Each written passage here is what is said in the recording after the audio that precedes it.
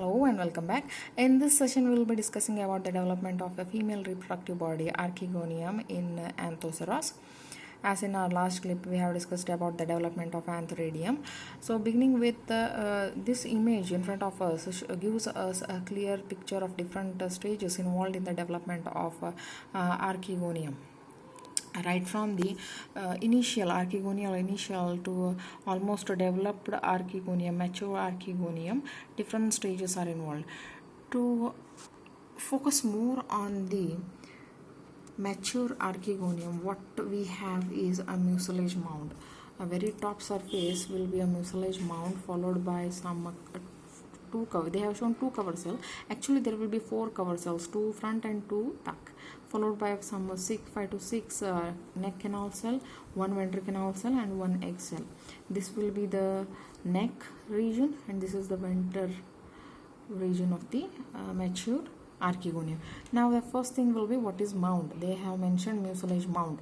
Mound is something a heap here.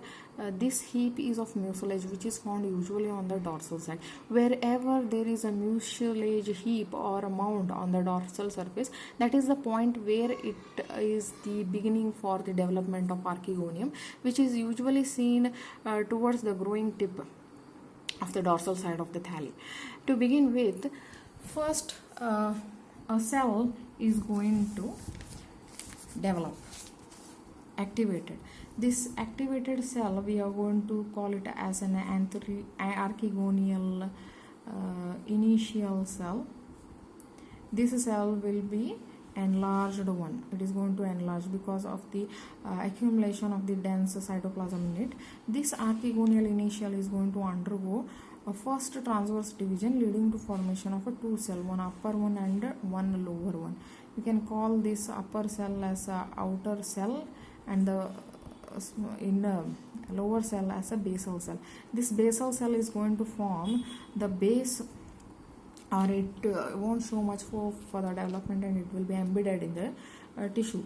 Now we are left with outer cell. Most of the steps here are very similar to those which has occurred in Antheridia, the development of Archaegonium in Rixia as well as in Markensia. Now we are left with the outer cell. This outer cell is going to undergo three successive periclinal division leading to formation as a structure somewhat like this. Three periclinal division occurs here with three peripheral cell and three peripheral cell and one central axial cell.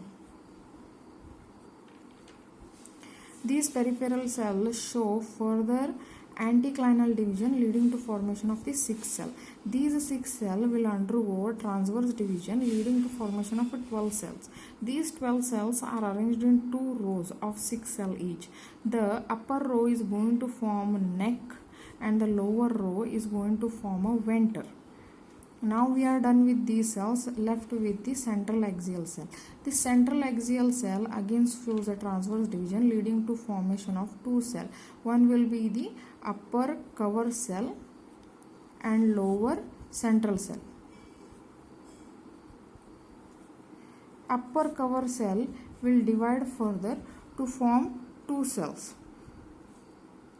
This upper cell is going to divide transversely leading to formation of some 4 cells called as cover cell or lid cells. This lower cell is called as neck initial canal cell. Lower cell is called as neck canal initial cell. This is going to these upper one formed 4 cover cell. These cells are called as neck canal initial cell. They will show a transverse division leading to formation of some 5 to 6 neck canal cells.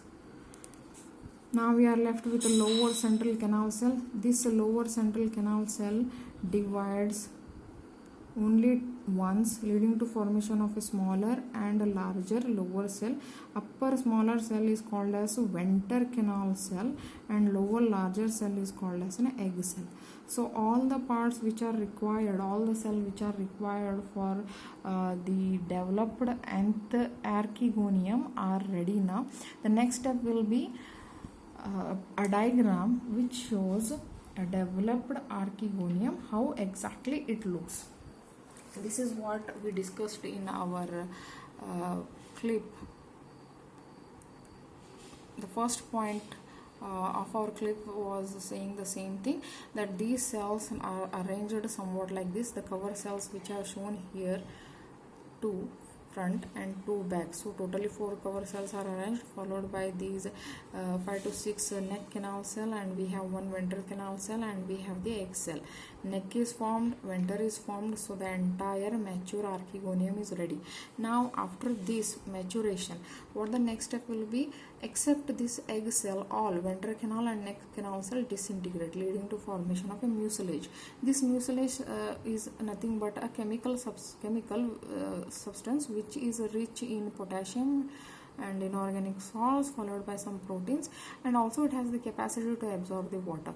Once it is going to absorb the water, it is going to swell up. This swelling leads to pushing these cover cells aside and opening the path for the entry of the anthrozoids. This mucilage is going to combine with this mucilage mound. If any anthrozoids are going to come, swim all the way and reach this mucilage mound, they will be stuck here, and the only way is that they are supposed to pass through this neck-like structure.